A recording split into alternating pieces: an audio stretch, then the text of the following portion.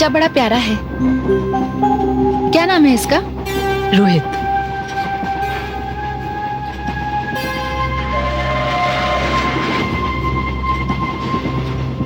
आप कहाँ जा रही हैं? बेलापुर। अच्छा, आप बेलापुर में रहती हैं? जी नहीं, मैं नौकरी के लिए जा रही हूँ। आपके हस्बैंड क्या करते हैं?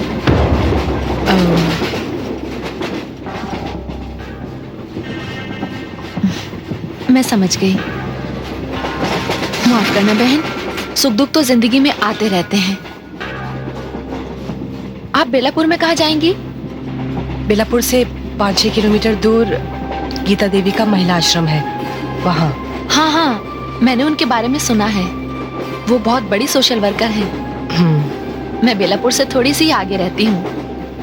मैं 1-2 हफ्ते के लिए मायके गई थी।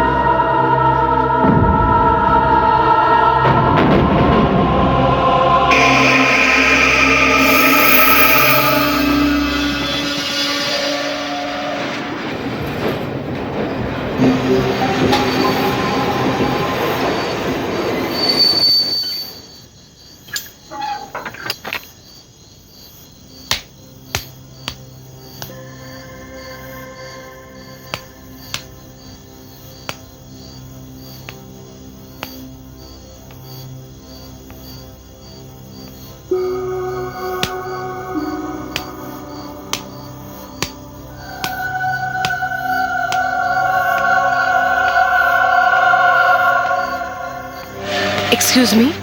हाँ गीता महिला आश्रम कहाँ है? हाँ, यहाँ से 4-5 किलोमीटर की दूरी पर है, लेकिन इस छोटे स्टेशन से इस वक्त कोई सवारी नहीं मिलेगी। ओह, तो आपको सुबह तक इंतजार करना पड़ेगा। हाँ, अगर आप चाहें तो अंदर ऑफिस में आराम कर सकती हैं। जी नहीं, मैं यहीं वेट करूंगी। Thank you. जैसी आपकी इच्छा।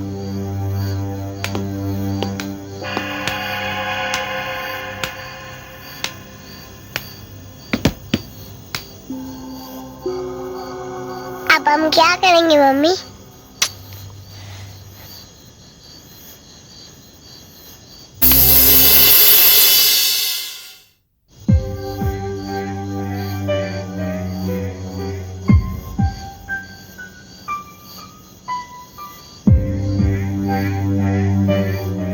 कहाँ जाना है?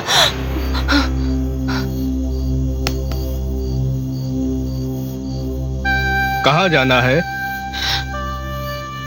गीता आश्रम। बाहर कोई टैक्सी मिलेगी? टैक्सी तो नहीं है, मेरा टांगा है। चलेंगी? मैं छोड़ दूंगा। तुम जानते हो कि गीता आश्रम कहाँ है? हाँ, रात बेरात सवारियां लेकर जाता रहता हूँ। अच्छा, किराया कितना? मैं वक्त का नाजायज फायदा नहीं उठाता। दिन हो या रात, मेरा तो बंधा किराया है 50 रुपया। ठीक है, तो चलिए।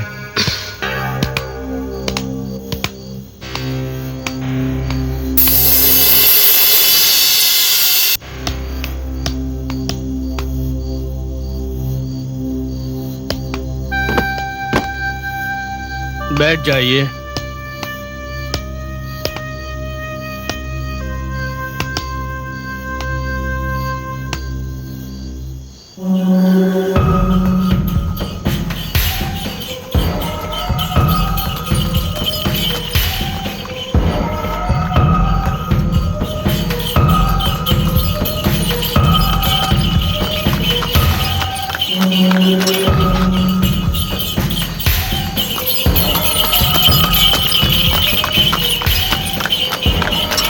आश्रम कितनी दूर है? बस थोड़ी ही दूर है।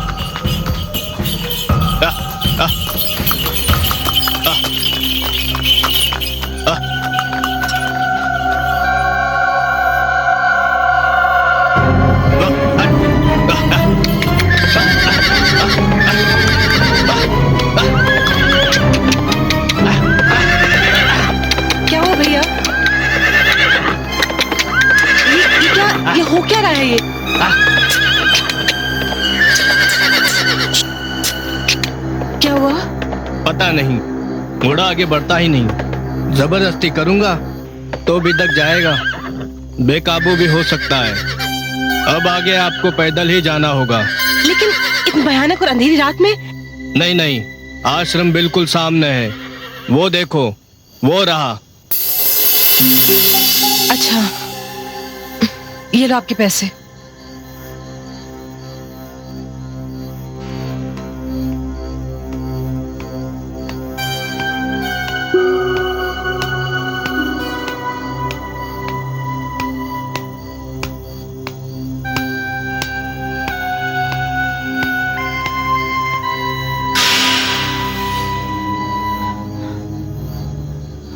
कौन है?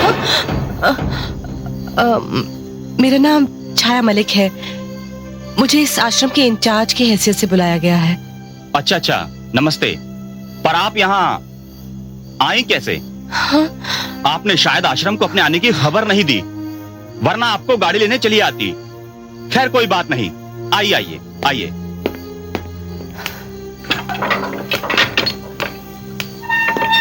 आइए,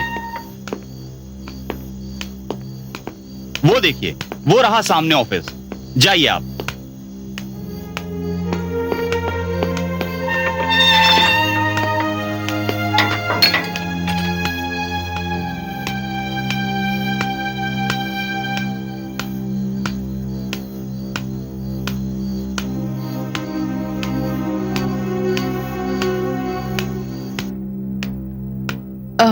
क्या मैं अंदर आ सकती हूँ?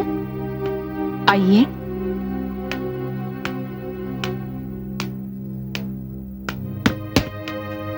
नमस्ते, मेरा नाम छाया मलिक है। मुझे गीता जी से मिलना है।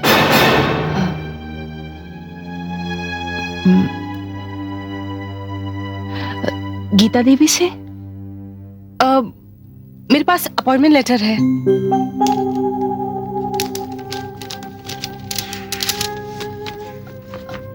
हाँ, ये लेटर तो मैंने ही पोस्ट करवाया था। गीता जी, अब मैं आपसे कैसे कहूं? वो दिन हमारे आश्रम के लिए बड़ा ही मनहूस दिन था। जिस दिन हम सब के दुर्भाग्य से गीता देवी हमें छोड़कर चली गई। क्या? हाँ बहन, आज 12 दिन हो गए उनकी मृत्यु को। लेकिन ये सब हुआ कैसे? होने को कौन टाल सकता है? कल उनकी 13वीं है। उनके पति हरिद्वार से लौट रहे हैं उनकी अस्थियां लेकर।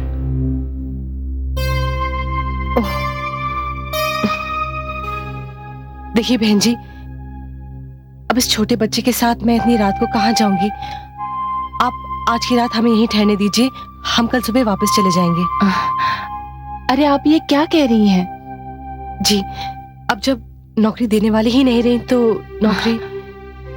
नौकरी देने वाली भले ही न रही हो, लेकिन उन्होंने जिसे अपॉइंट किया है इंचार्ज तो उसी को बनना है। उनका फैसला टालने की हिम्मत किसी में भी नहीं। आपको कहीं भी जाने की जरूरत नहीं, आप यहीं पर रहोगी। चलिए, मैं आपको आपका रूम दिखाती हूँ। Thank you. चलो।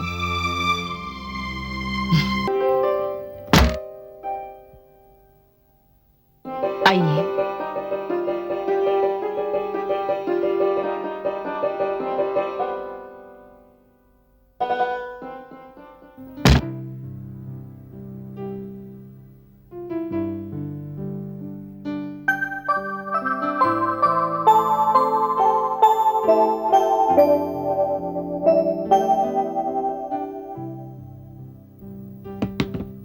मम्मी कितने अच्छे खिलौने हैं ना। ये सब कुछ तुम्हारा है। इस कमरे को गीता बहन की इच्छा के अनुसार ही सजाया गया था। वो जानती थी तुम्हारे साथ तुम्हारा बच्चा भी यहाँ आने वाला है। किसी चीज की जरूरत हो तो बता देना। नहीं, मुझे किसी चीज की कोई जरूरत नहीं। कितनी महान थी गीता जी, दूसरों की जरूरतों का कितना ख्याल था उन्हें। मैं कितनी बदनसीब हूं जो मुझे उनके साथ काम करने का मौका ही नहीं मिला। सिर्फ इतना ही नहीं, वो यहाँ पर बाजू वाले कमरे में रहती थी। उनकी ये इच्छा थी कि तुम और तुम्हारा बच्चा उन्हीं की निगरानी में रहे। काश ऐसा होता। खैर, ईश्वर की इच्छा। तुम आराम करो, कल सुबह बात करेंगे। जी। ओम शांति। ओम शांति।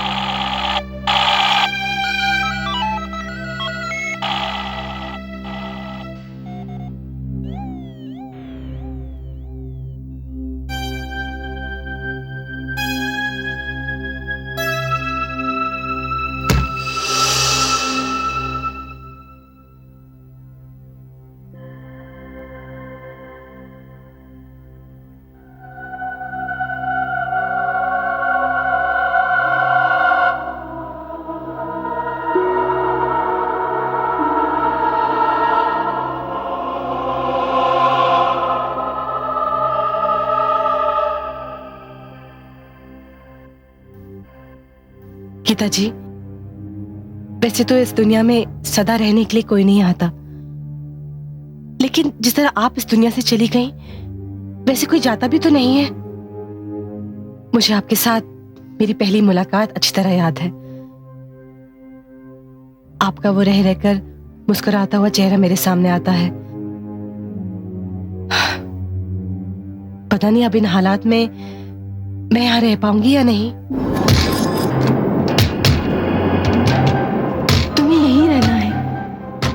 गीता के इस आश्रम को तुम्हारी जरूरत है।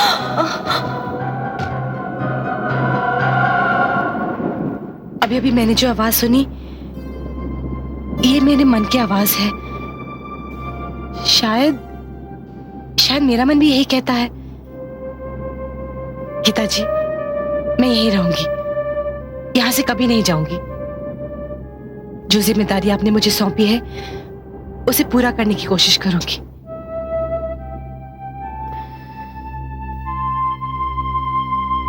छाया बहन,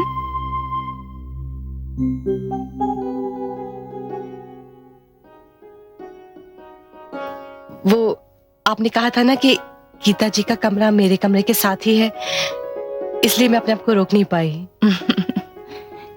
ये तुमने बहुत अच्छा किया। मुझे तुम्हारी मर्जी जानकर बहुत खुशी हुई कि तुम यहीं पर रहना चाहती हो। इस आश्रम को छोड़कर तुम कहीं नहीं जाओगी। सच, इस आश्रम को तुम्हारे जैसे मजबूत इरादों वाले इंसान की जरूरत है। गीता बहन ने तुम्हारा चुनाव करके बहुत ही सही फैसला किया था। लो, अब से तुम इन वस्त्रों का परिधान करोगी। ठीक है, जाओ आराम करो।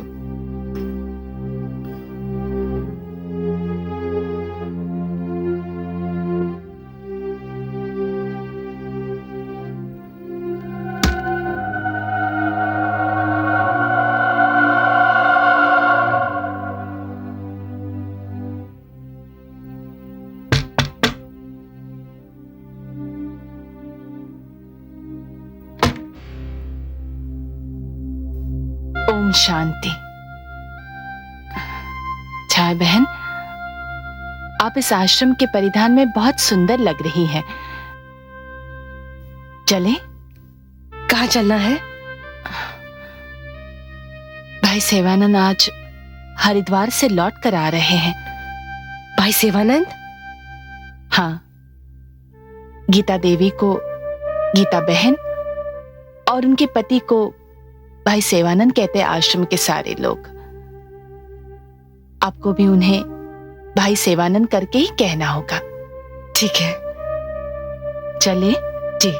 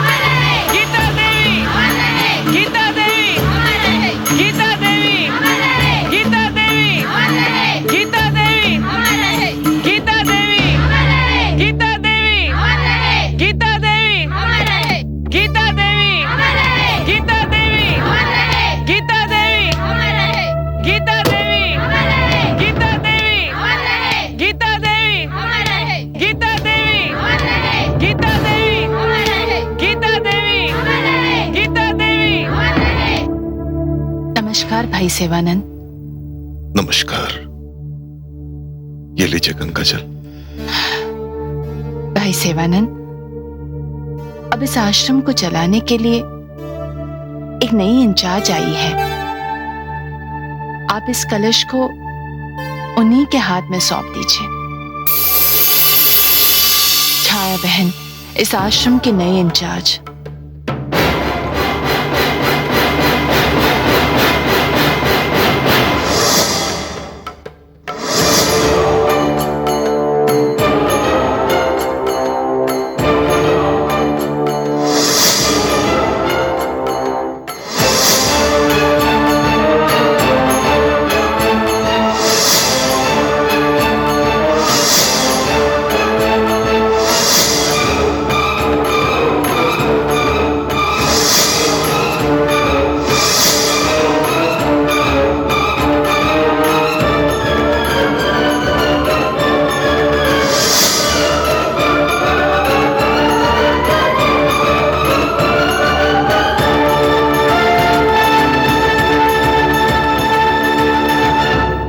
बहन, गंगा जल का कलश ले लो। लीजिए। और अब चलो, हमें 13वीं की क्रिया पूरी करनी है। चलिए।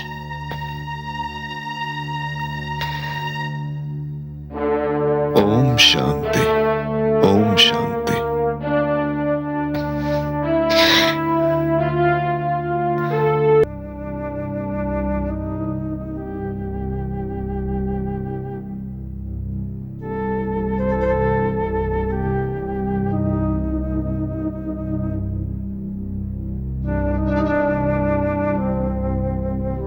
ओम शांति। आश्रम वासियों, कहने को तो आज क्रिया का अंतिम दिन है, पर मैं ये मानता हूं कि आज उस महान कार्य की शुरुआत का दिन है जिसे स्वर्गीय गीता देवी अधूरा छोड़कर चली गई। कहने को तो गीता देवी हम सब की आंखों से ओझल हो गई, फिर भी वो है। गीता देवी ने दीन दुखियों की सेवा का जो पीड़ा उठाया था, ये गीता आश्रम उसी का जीता जागता उदाहरण है। गीता देवी यहां के चप्पे चप्पे पर मौजूद है। गीता देवी हम सबकी आंखों में है, हम सबके दिलों में है। अगर हम गीता को सच्चे दिल से चाहते हैं तो उसके लिए सच्ची श्रद्धांजलि यही होगी कि हम उसके द्वारा शुरू की गई सेवाओं को उसी की इच्छा अनुसार चलाते रहें। यह आश्रम गीता की संतान है। इसी आश्रम में कहीं उसकी आत्मा बसती है। तो आइए हम सब मिलकर भगवान से प्रार्थना करते हैं कि भगवान गीता की आत्मा को शांति दे।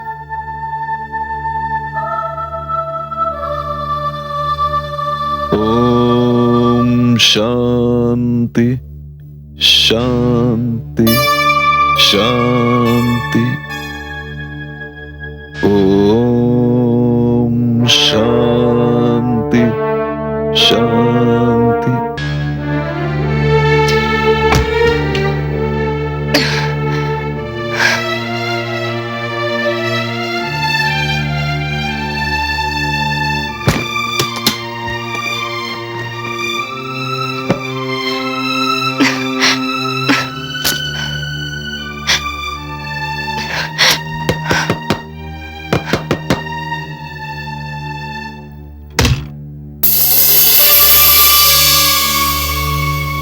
भाई सेवानंद,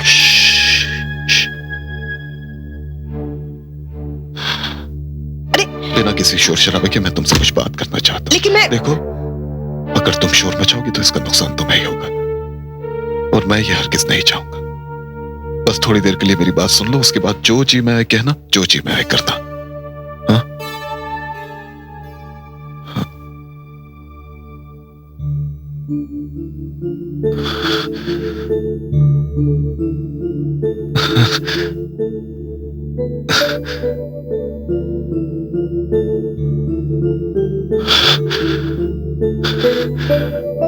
मेरा बच्चा। रुक जाओ, मत छुओ इसे।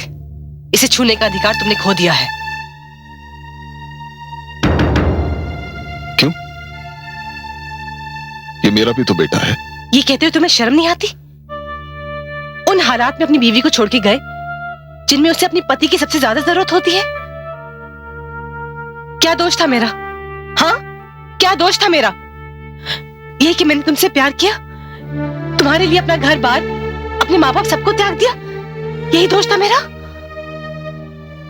बैंगलोर जाने का बहाना करके घर से यूं निकल गए तो कभी घर लौट कर आए नहीं। किसके किसके भरोसे छोड़ के गए थे मुझे?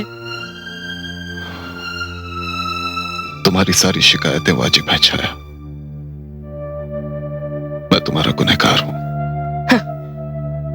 गुनहगार, ये शब्द कहकर हर चीज से मुक्ति पा लेना चाहते हो तुम? हाँ? लेकिन तुमने इससे भी बड़ा एक और गुनाह किया है। एक बीवी के जिंदा रहते हुए दूसरी औरत से शादी की है तुमने, और वो भी उस औरत से जो इतनी महान थी। तुमने मुझे नहीं, उस नेक और शरीफ औरत को भी धोखा दिया है। तुम मेरे ही नहीं बल्कि कानून की नजर में भी गुनहगार हो, मुजरिम हो। सच है, बिल्कुल सच। मैं कानून का भी मुजरिम हूं, तुम्हारा भी मुजरिम हूं, और गीता का भी मुजरिम हूं। बिल्कुल सच है। पर छाया, मैं क्या करता? बचपन से पैसे की तंगी ने मुझे चैन से जीने ही नहीं दिया।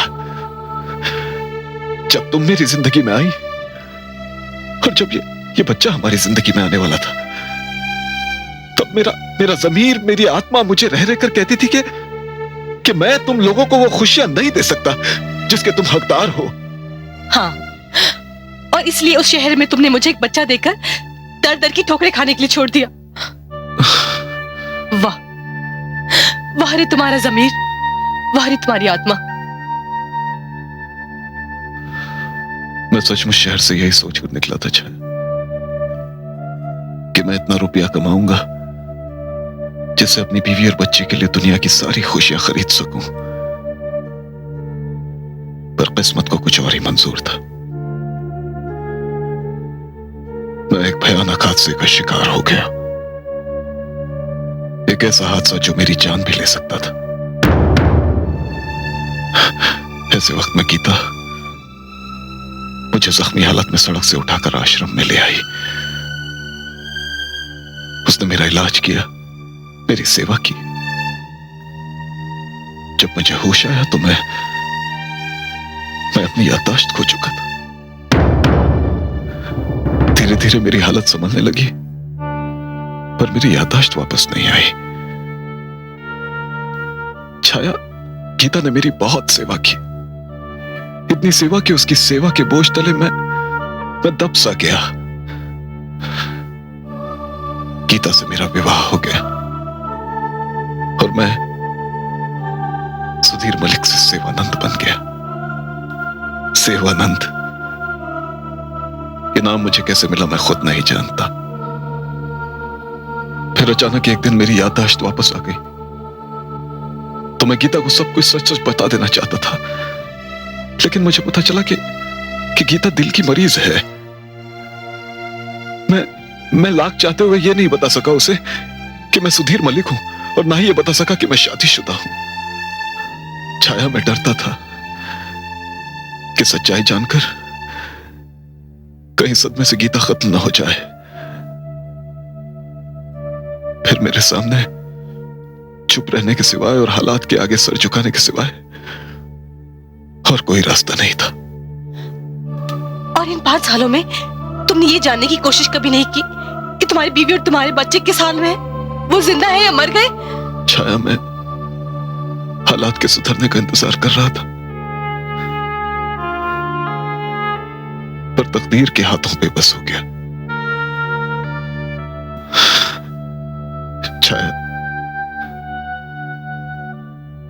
छाया, मुझे माफ कर दो। ये सब तकदीर का खेल है। तकदीर ने ही गीता को मुझसे मिलाया। तकदीर ने ही उसे मुझसे वापस छीन ली। तकदीर ने ही तुम्हें और मेरे बच्चे को यहां तक भेजा। किसी ने सच कहा है, तकदीर के हाथों इंसान बेबस हो जाता है। छाया, मैं तो बस इतना कहना चाहता हूं कि जो अपराध मुझसे अनजाने में हुआ, उसके लिए मुझे माफ कर दो। भगवान के लिए मुझे माफ कर दो छाया। मैंने बहुत दुख झेले हैं। पाप तो मैंने किया है। अब उस पाप के प्रायश्चित की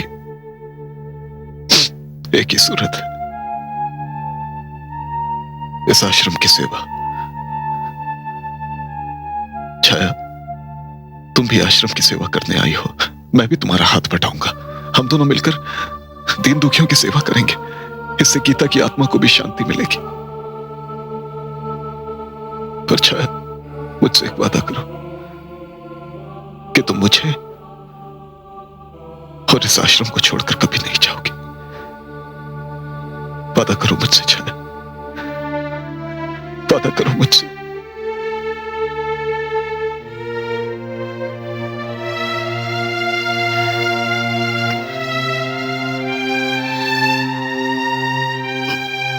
मुझे सोचने का थोड़ा वक्त चाहिए। ठीक है, चाहे जितना वक्त लो छाया, पर इतना याद रखना कि तुम्हें यहां गीता ने बुलाया है, और शायद यही भगवान की इच्छा है।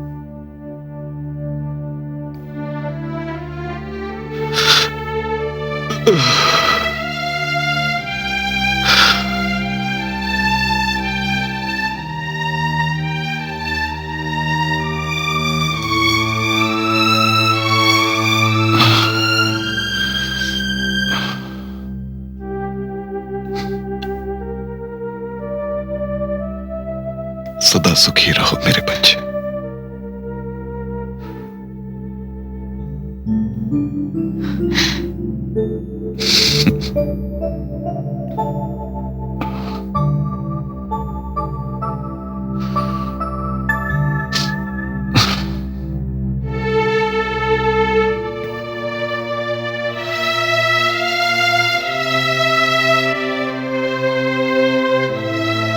अच्छा, मैं चलता हूं, तुम आराम कर लो।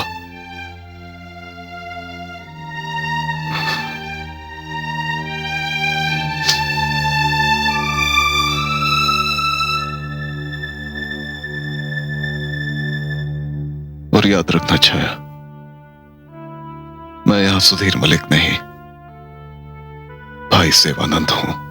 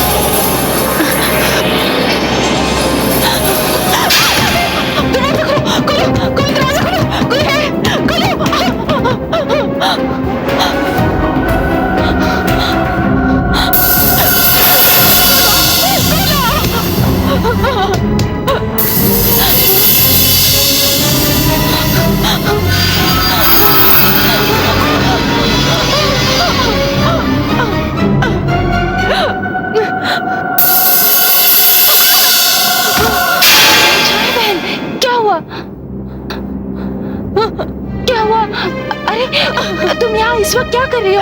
तुम्हें तो अपने बच्चे के साथ होना चाहिए था ना। वो गीता जी की तस्वीर। क्या क्या हुआ गीता बहन की तस्वीर को? फ्रेम में नहीं है, फ्रेम खाली है। छाया बहन क्या बात कर रही हो? देखो तस्वीर तो वैसे की वैसी है। हाँ?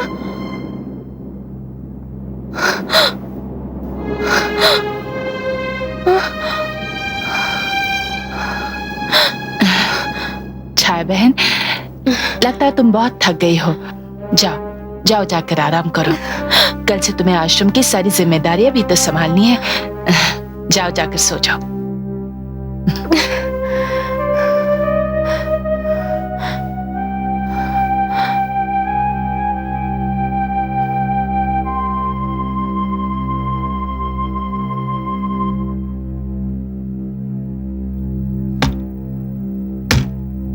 ओम शांति,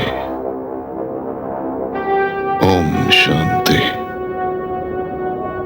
ओम शांति, ओम शांति, ओम शांति। ओम शांति। भाई सेवानंद, आपने मुझे बुलाया? हाँ कामिनी। क्या बात है भाई सेवानंद, आप बड़े परेशान लग रहे हो। मेरी परेशानी का सबब आश्रम की वो नई इंचार्ज है, वो औरत। परंतु छाया बहन की अपॉइंटमेंट तो गीता बहन ने स्वयं की थी। तब गीता जिंदा थी कामिनी, गीता जिंदा थी।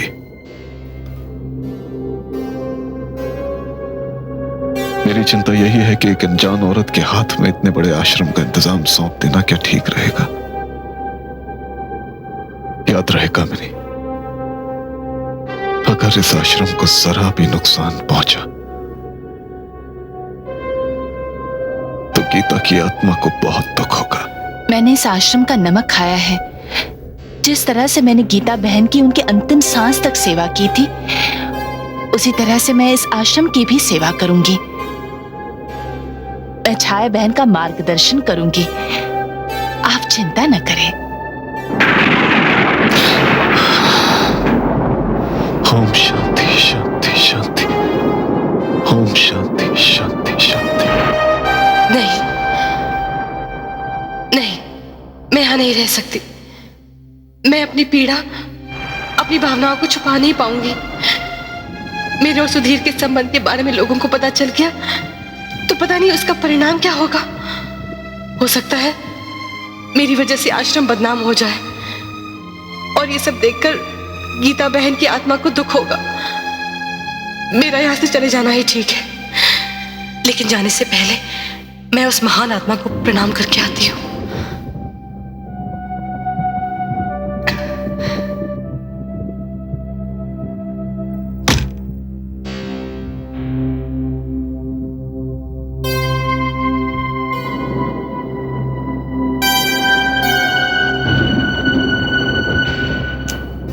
गीता जी,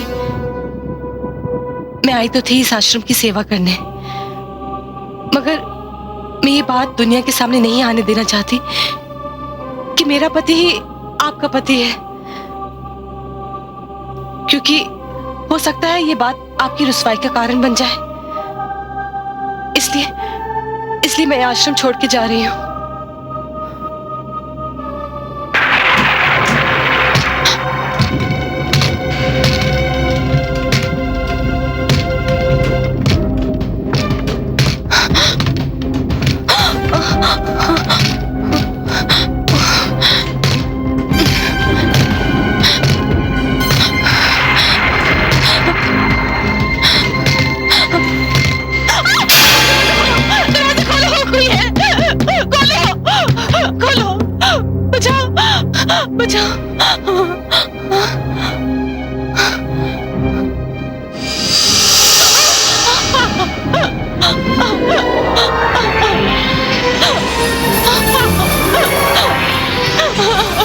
दरवाजा खोलो।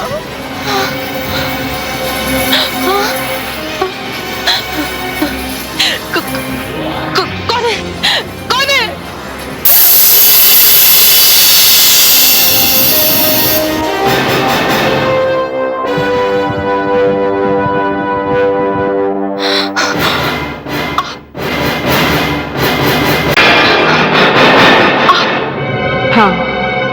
मैं गीता अपनी अशांत आत्मा की शांति ढूंढने के लिए तुम्हारे पास आई हूं। नहीं, ये सच नहीं है।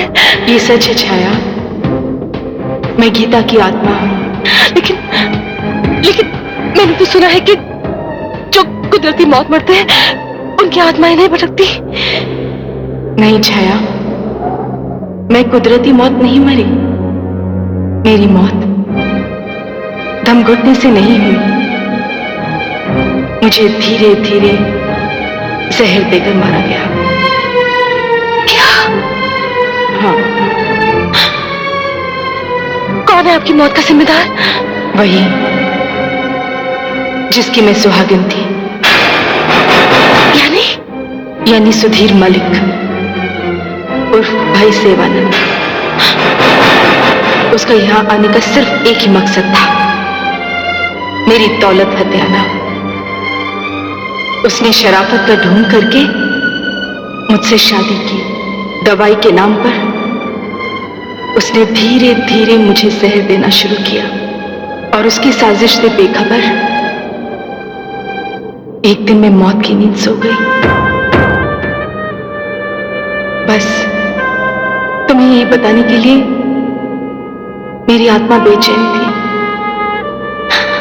वो शादीशुदा था पहले से ही। इस सच्चाई का पता मुझे बस कुछ दिन पहले अपनी मौत के बाद पता चला। यकीन मानो छाया, अगर मुझे पहले पता होता तो तुम्हारे साथ ये अन्याय मैं कभी नहीं होने देती। नहीं गीता जी, जो ज्यादती उसने आपके साथ की है वो तो मेरे साथ किए गए सुलूक से भी ज्यादा भयानक है। मेरे को तो उसने एक बच्चा देकर दर दर भटकने के लिए छोड़ दिया, लेकिन आपको मारकर उसने एक मसीहा को मार दिया। गीता जी, उस आदमी को इस बात की सजा जरूर मिलनी चाहिए।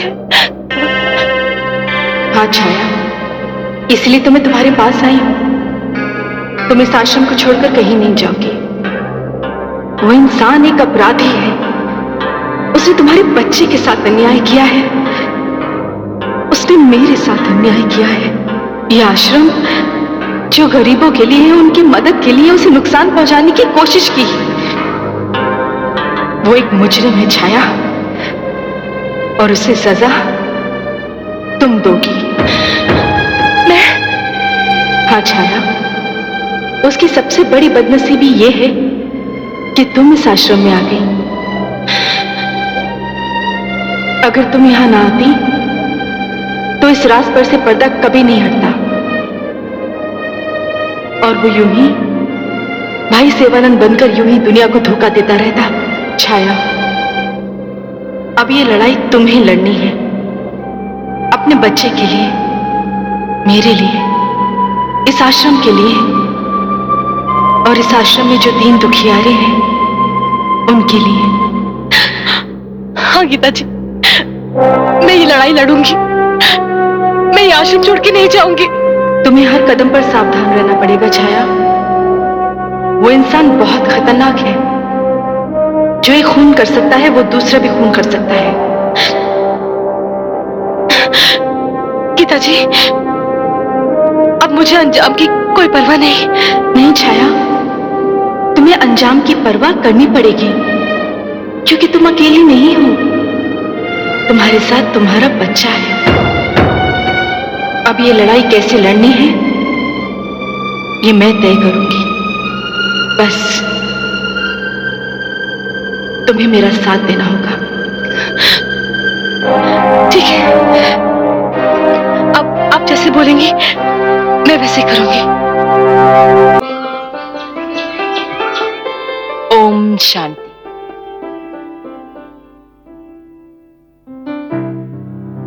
यह है छाया बहन, गीता महिला आश्रम की नई इंचार्ज।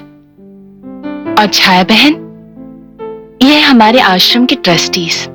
ये है उमा नमस्कार। देवी, ये आशा बहन, नमस्ते। ये है नमस्ते। मनसुख भाई और ये नमस्ते। है ममता जी। बैठिए।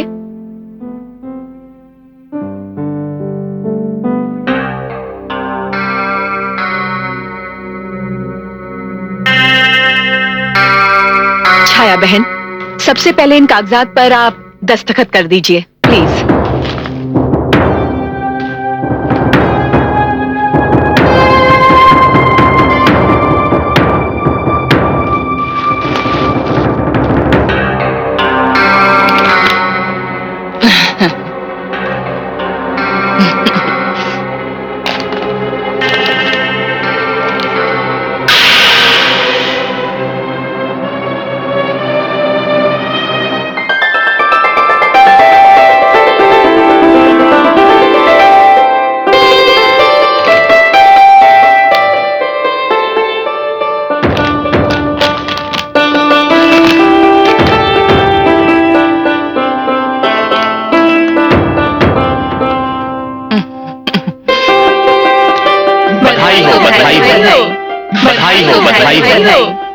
छाया बहन, इन कागजात पर दस्तखत करके न केवल आप इस आश्रम की इंचार्ज हैं, बल्कि इस आश्रम के बारे में सारे फैसले करने का अधिकार आपको मिल गया।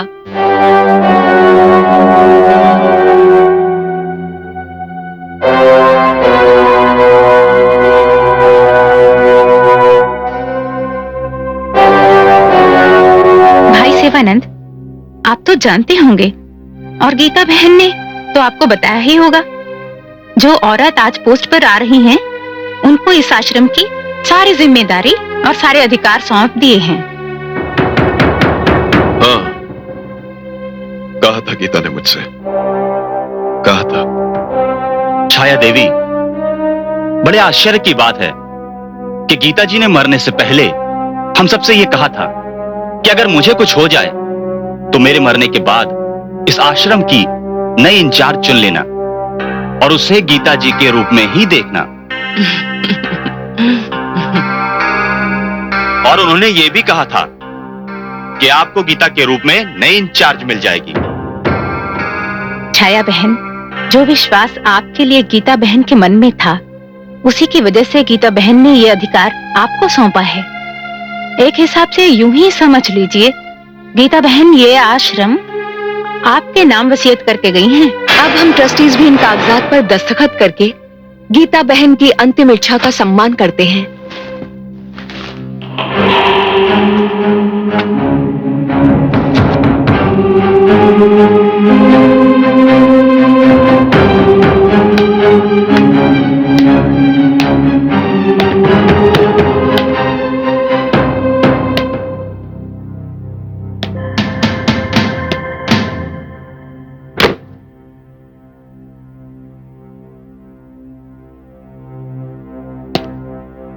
बधाई हो छाया,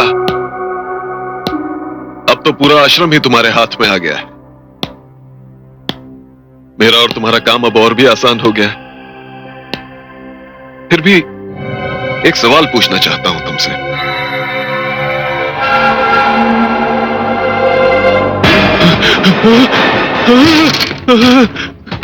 गीता,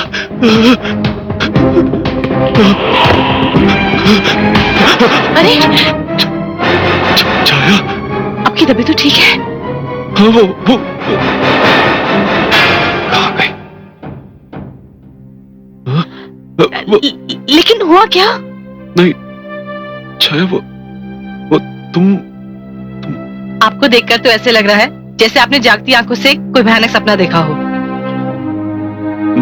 नहीं, मैं तो यहाँ इसलिए। शायद आप मेरा जवाब सुनने आए हैं।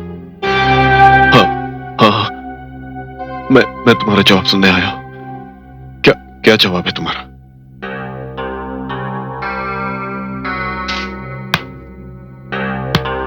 बहुत सोच समझकर मैंने ये फैसला किया है कि मैं आपकी बात मानकर यही रहूं। लेकिन मेरी एक छोटी सी शर्त है। शर्त? कैसी शर्त? आपको मुझे ये लिखकर देना होगा कि गीता की तरह अब आपकी जिंदगी में और कोई औरत नहीं आएगी, क्योंकि मैं पहले भी आपकी बीवी थी, अब भी हूं और आगे भी रहूंगी। क्यों? क्या भरोसा नहीं रहा तुम्हें मुझ पर? एक बार भरोसा टूट चुका है, इसलिए आपको मुझे लिखकर तो देना ही पड़ेगा। छाया, तुम मुझे कुछ सोचने पर मजबूर कर रही हो। अगर आप चाहें तो सोचने के लिए वक्त ले सकते हैं, मुझे कोई जल्दी नहीं है, क्योंकि अब तो यह आश्रम मुझे ही चलाना है। छाया, कहीं ऐसा तो नहीं कि तुम मुझसे पीछा छुड़ाने की कोशिश कर रही हो? मगर एक बात याद रखना छाया, इस पूरे इलाके में मैं भाई सेवानंद हूं। मेरे साथ चालाकी करने की कोशिश मत करना।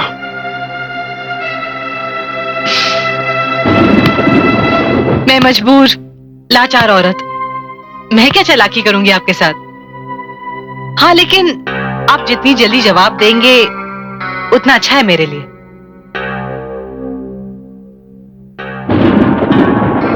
ठीक है, मैं तुम्हें बहुत जल्द जवाब दूंगा, बहुत जल्द।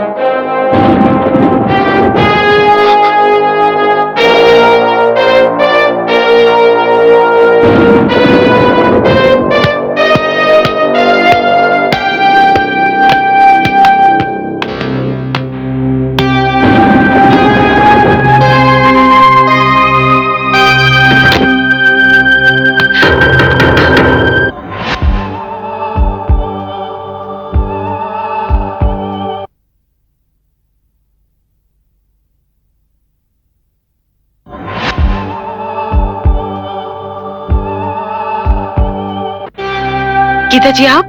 हाँ, तुम्हारे आने से पहले उसने देखा था मुझे। होश उड़ गए थे बेचारे के। यानी कि जो पसीना उसके चेहरे पे था वो आपके खौफ की वजह से था?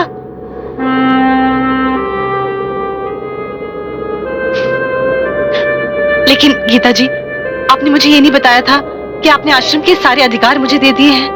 हाँ, नहीं बताया था, मगर न जाने क्यों जब तुम्हें पहली बार देखा तो तुम पर विश्वास सा हो गया, और मैंने तभी फैसला कर लिया कि इस आश्रम की इंचार्ज सिर्फ तुम होगी। कुदरत का भी खेल देखो। मुझे क्या पता था कि जिसे मैं इंचार्ज बना रही हूं वो इस आश्रम की असली हकदार है। छाया, तुम्हारा अगला कदम क्या होगा? अब अगला कदम भाई सेवानंद का होगा, और फिर वो होगा जो उसने कभी सोचा भी नहीं है। देखो छाया, जो कुछ भी करना सावधानी के साथ करना, क्योंकि इस आश्रम में उसके वफादारों की कमी नहीं। हम सिर्फ मुंह देखते रह गए और उसने आते ही सारे आश्रम पर कब्जा कर लिया। उसने क्या किया? ये सब तो मरने से पहले वो गीता करके चली गई। हाँ, तो आपको इसके बारे में कुछ भी पता नहीं था? नहीं कामिनी, कुछ भी पता नहीं था मुझे। यही तो हैरत की बात है कि मुझे पता ही नहीं चला कि ये सब कुछ कैसे हुआ। कब गीता ट्रस्टी से मिली, कब ये लिखा पढ़ी कर डाली, कुछ पता नहीं चला मुझे। और इसमें सारा कसूर तुम्हारा है कामिनी, सारा दोष तुम्हारा है। हाँ, सारा दोष मेरा ही है। मिस्टर सुधीर मलिक, तुम्हें इस आश्रम में लाने वाली कौन? मैं। तुम्हें गीता से मिलवाने वाली कौन? मैं। गीता के मन में तुम्हारे लिए विश्वास पैदा करने वाली कौन? मैं। गीता से तुम्हारी शादी करा के इतने बड़े जायदाद का मालिक बनाने वाली कौन? मैं। सुधीर मलिक से भाई सेवानंद बनाने वाली कौन थी? मैं। और गीता के खाने में जहर मिलाने वाली कौन? तुम। हाँ, लेकिन सिर्फ मैं नहीं, इसमें बराबर के हकदार तुम भी हो। और अगर तुमने मुझे डराने की कोशिश की। मैं जानता हूं नागिन की फितरत, वो डस लेती है, पर मैं भी सपेरा हूं। फॉर योर इंफॉर्मेशन, गीता के खाने में जहर मिलाने का जो जो एक्शन किया था ना, वो मैंने वीडियो कैमरे में कैद करके रख लिया है।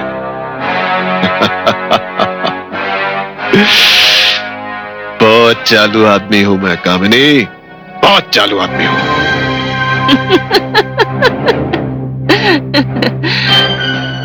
अभी जो आपने खुद की तारीफ में जो लफ्ज इस्तेमाल किए ना,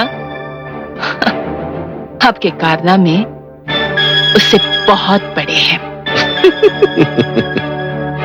लेकिन मिस्टर मलिक, मैंने भी कच्ची गोलियां नहीं खेली है, और इसीलिए मैंने तुम्हारा और मेरा कॉन्वर्सेशन टेप कर रखा है। अब तुम अगर सपेरे हो ना, तो मैं भी जहरीली नागिन हूं। इसीलिए जो कुछ भी करना, सोच समझ कर करना। कामिनी, पागल हो गई हो क्या? क्या कर रहे हैं हम लोग? कामिनी, ये सब कुछ गड़बड़ है, ये ठीक नहीं है हम लोगों के लिए। ऐसे वक्त में तो हमें सर जोड़कर सोचना चाहिए। और हम लोग आपस में लड़ रहे हैं? नहीं नहीं, बहुत गलत कर रहे हैं हम लोग, गलत हो जाएगा। तुम ठीक कह रहे हो भाई सेवानंद। अगर हम इस वक्त लड़े तो हमारे सारे किए कराए पर पानी फिर जाएगा। हाँ देखो कामिनी, मैंने तुम्हें यहां इसलिए बुलाया है क्योंकि मैं तुमसे पूछना चाहता था कि छाया जो चीज मुझसे राइटिंग में मांग रही है, उसे लिख के दे दूं या नहीं? जरूर दो, लेकिन किसी और के हाथ में अपनी कमजोर रग देने से पहले उसकी दुखती हुई रग को अपने हाथ में लो। हिसाब बराबर। अरे तुम तो महान आत्मा हो कामिनी, महान आत्मा हो तुम। मगर छाया की वो दुखती रग क्या है? सुनो बहन, तुमने मेरे बेटे को देखा क्या? नहीं तो हमने नहीं देखा। नहीं। सुनो बहन, वो मेरा बेटा है ना रोहित, उसको देखा क्या तुमने? नहीं नहीं देखा? मेरे बेटे को देखा, रोहित को देखा? हाँ। नहीं। अरे बहन, मेरे बेटे को देखा क्या आपने? बहन, रोहित को देखा क्या? नहीं तो। वॉचमैन! क्या हुआ छाया बहन? रोहित को देखा क्या आपने? कहीं वो गेट के बाहर तो नहीं चला गया? नहीं, गेट पर हूँ। ऐसे कैसे हो सकता है? मेरे होते हुए आश्रम से बाहर कैसे जा सकता है? आप जाकर देखिए, वो अंदर ही कहीं होगा।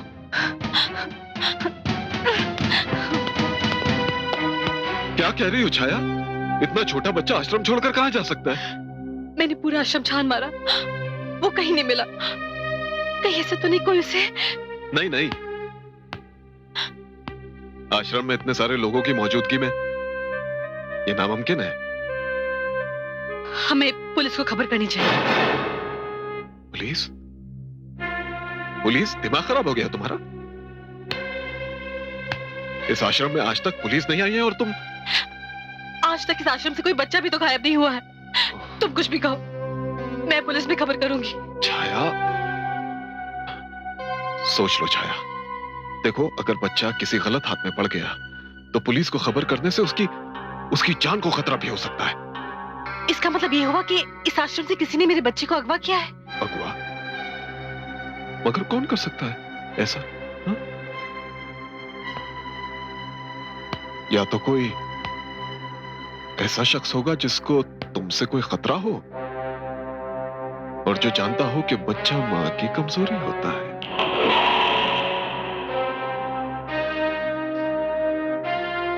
इस आश्रम में सिर्फ एक ही आदमी है जिसको मुझसे खतरा हो सकता है।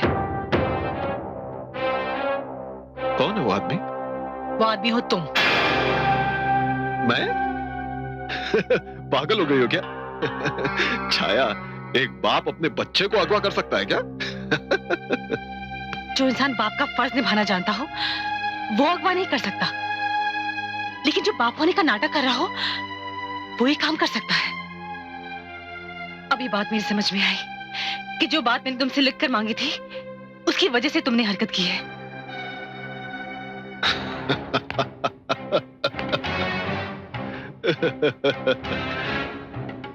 तो बात समझ में आ गई तुम्हारे, हाँ? छाया, तुमने मेरी दुखती रग पर हाथ रखा, मैंने तुम्हारी। भाई सेवानंद, गद्दी नाली का कीड़ा भी एहसास के मामले में तुमसे अच्छा है। कम से कम वो गद्दी नाली से निकलकर मर तो जाता है, मगर तुम। बकवास बंद करो और मेरी बात गौर से सुनो। तुमने यहां आकर मेरे मंसूबों को खाक में मिला दिया। अब जब तक तुम मेरी बात मानोगी तुम्हारा बच्चा सही सलामत रहेगा,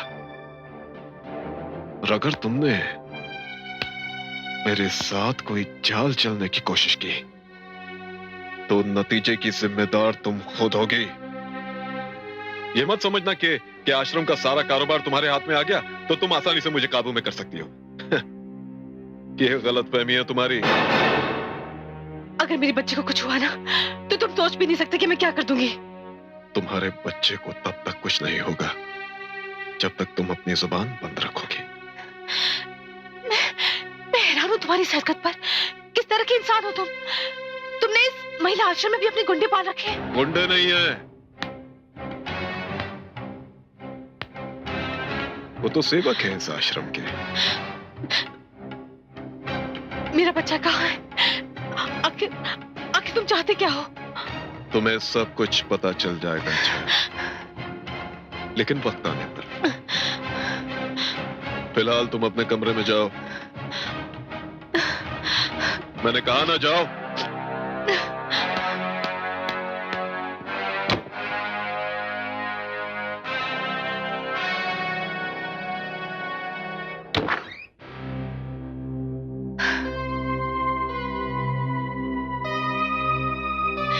गीता जी, इस जंग का पहला निशाना मेरा बच्चा रोहित बना है। अगर उसे कुछ हो गया ना तो मेरे जीने का मकसद ही खत्म हो जाएगा।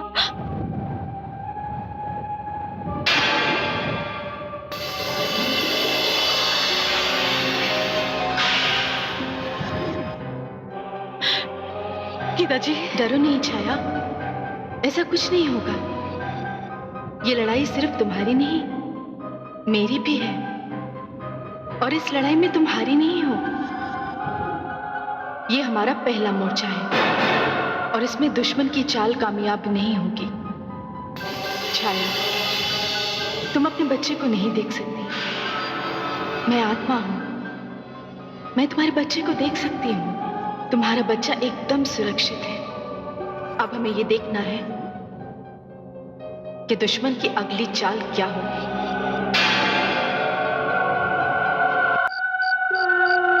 ओम शांति, ओम शांति, ओम शांति।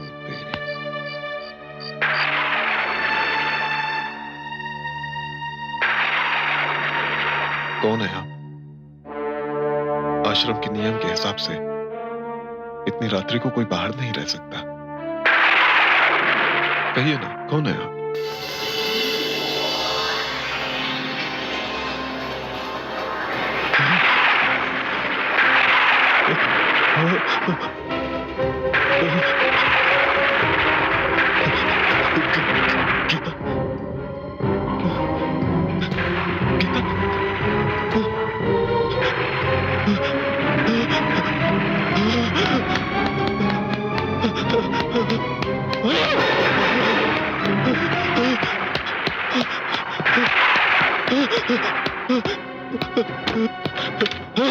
गीता, कामिनी, क्या बात है? गीता, गीता, गीता? बाहर गीता है।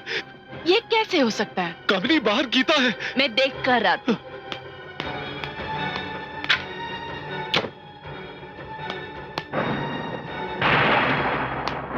सुधीर, यहाँ पर तो कोई भी नहीं है कामिनी।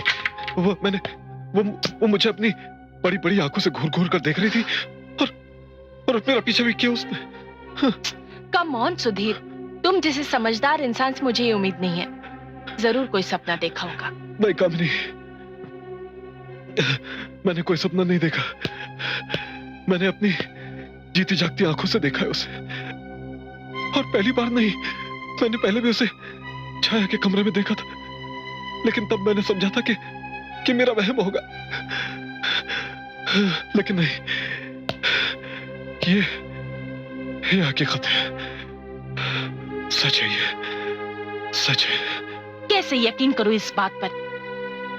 गीता मर चुकी है और इससे बड़े और कोई सच्चाई हो ही नहीं सकती। कामिनी नहीं, गीता इस आश्रम में मौजूद है।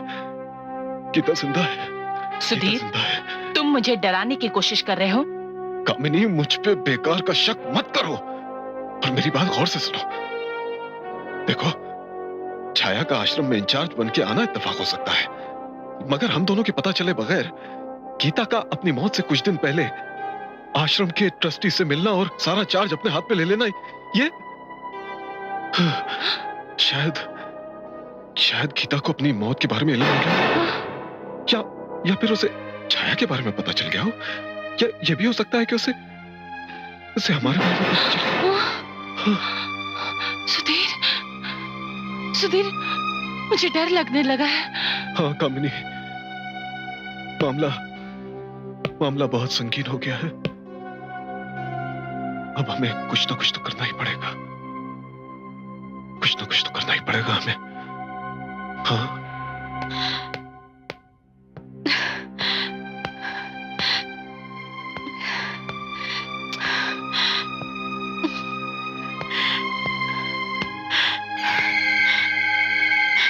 गीता जी। नहीं छाया, रो नहीं। मैं देख रही हूं कि मेरा जादू सर चढ़ के बोल रहा है। भाई सेवानंद को यह यकीन हो गया है कि मैं इस आश्रम में मौजूद हूं, और वो बौखला गया है। लेकिन कहीं उसकी बौखलाहट मेरे बच्चे को तो नहीं छाया। हर शुरुआत का अंत होता है, हर अंधेरे के बाद सवेरा होता है। मुझे लग रहा है कि इस कहानी का अंत होने वाला है, मगर कोई भी अंत इतना सरल नहीं होता। उसमें कई मोड़ आते हैं, खतरनाक मोड़। मैं कुछ समझी नहीं। बस तुम्हें यह समझना है छाया कि ये लड़ाई अपने अंतिम पड़ाव पर है। तुम्हें बहुत सावधानी और हिम्मत से काम लेना होगा। तुम अकेली नहीं हो छाया, मैं तुम्हारे साथ हूं, मगर मोर्चा तो तुम्हें अकेले ही संभालना होगा। बस थोड़ा सा इंतजार और।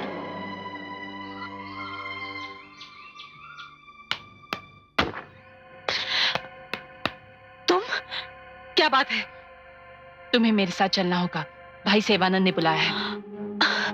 लेकिन मेरा रोहित, वो उन्हीं के पास सुरक्षित है। अब जल्दी चलो, ज्यादा देर करोगी तो तुम्हारे लिए अच्छा नहीं होगा। चलो।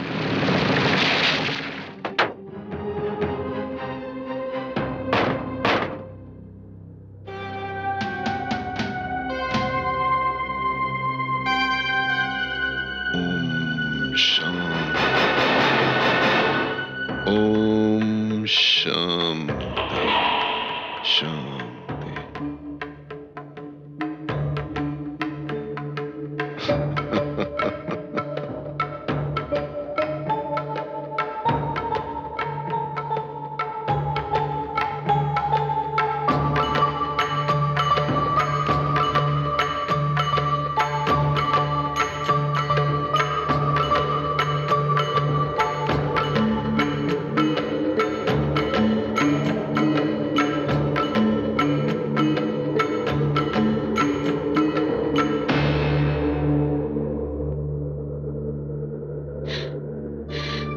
मेरा बच्चा कहाँ है? बच्चा तुम्हें मिल जाएगा छाया, लेकिन उससे पहले तुम्हें मेरा एक छोटा सा काम करना होगा। हाँ, वो सामने देखो टेबल पर। उन कागजात पर मुझे तुम्हारे दस्तखत चाहिए, और वहीं पर एक ब्लैंक चेक भी रखा है, उस पर भी दस्तखत कर देना प्लीज। ये कागज चेक का क्या मतलब हुआ? कागजात यानी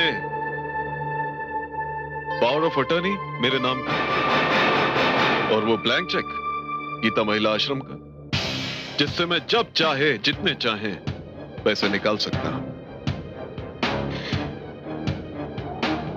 गीता महिला आश्रम की एक नौकर हूं मैं। गीता जी ने मरने से पहले मुझ पे विश्वास करके इस आश्रम के सारे अधिकार मुझे दिए, लेकिन ये अधिकार आश्रम की सेवा के लिए है।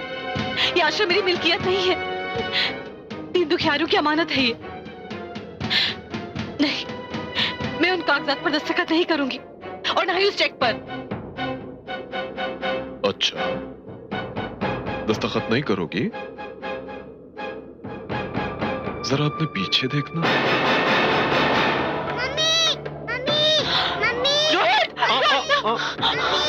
मेरी इजाजत के बगैर बच्चे के पास जाने की कोशिश मत करो, वरना मेरे ये जो आदमी है ना बहुत कमजोर है, मेरे इशारे का भी इंतजार नहीं करेंगे, बच्चे को ऊपर से नीचे फेंक। बोलो दस्तखत करोगी या नहीं? नहीं, तुम ऐसा नहीं कर सकते हैं। मैं ऐसा ही करूंगा छाया। देखो, तुम मेरा वक्त बर्बाद कर रही हो। मैं 3 तक गिनूंगा, अगर तुमने मेरा कहना नहीं माना तो अपने बच्चे को अपने सामने ही तड़प तड़प कर मरता हुआ देख लेना। नहीं, ऐसे नहीं करोगे तुम।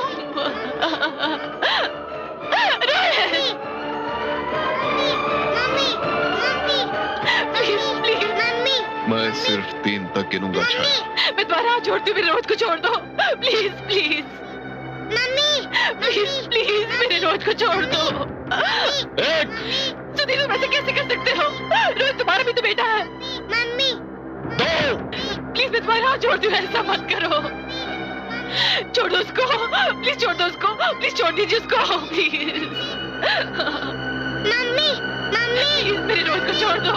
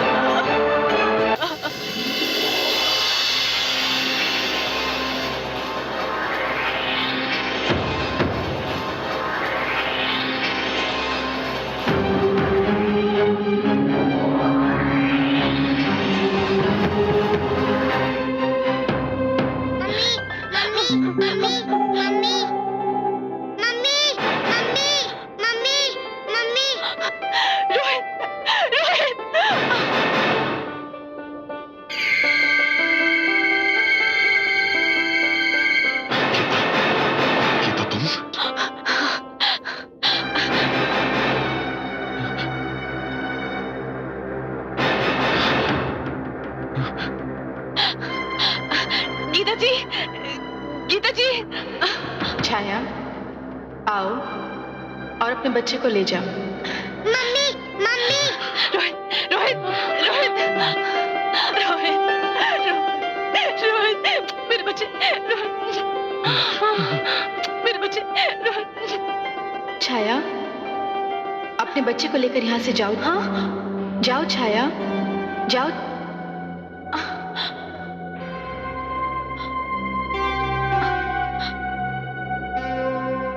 गीता गीता गीता, हमें माफ कर दो, हमें माफ कर दो गीता। मुझे मार के ऐसी अशांति दी तूने कि मेरी आत्मा आज तक भटक रही है। जब तक मैं तुझसे अपनी मौत का बदला नहीं ले लूंगी ना, मेरी आत्मा को शांति नहीं मिलेगी। सेवानंद, तू इंसान के रूप में एक लालची भेड़िया है। तेरा ये लालच तुझसे कुछ भी करवा सकता है।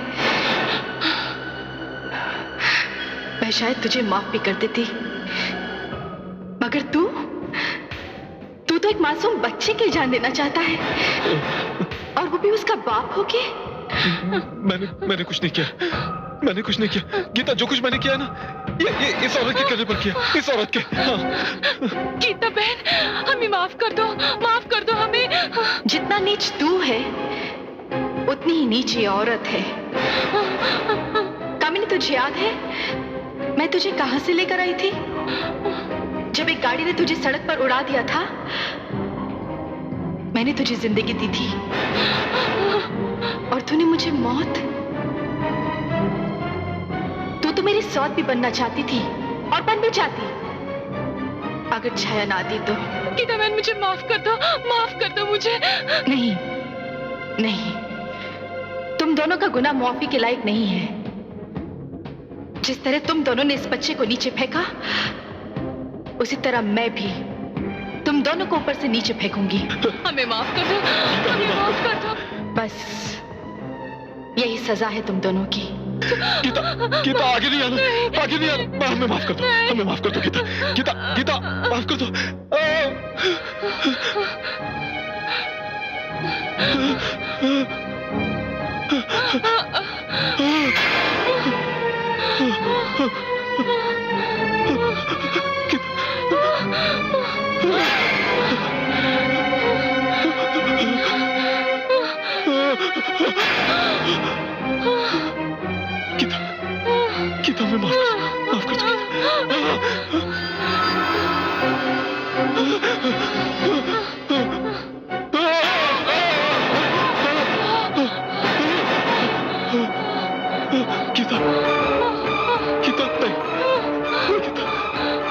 गीता नहीं, माफ कर दो गीता नहीं गीता नहीं।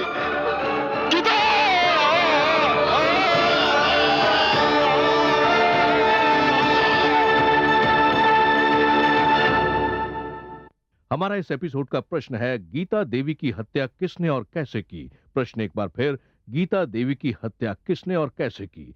आपके उत्तर हमें एक प्रतियोगिता पोस्टकार्ड पर अगले शनिवार तक मिल जाने चाहिए। प्रतियोगिता में हमारे निर्णायक मंडल का निर्णय अंतिम एवं सर्वमान्य होगा। इस प्रतियोगिता के 2 विजेता चुने जाएंगे जिन्हें मिलेगा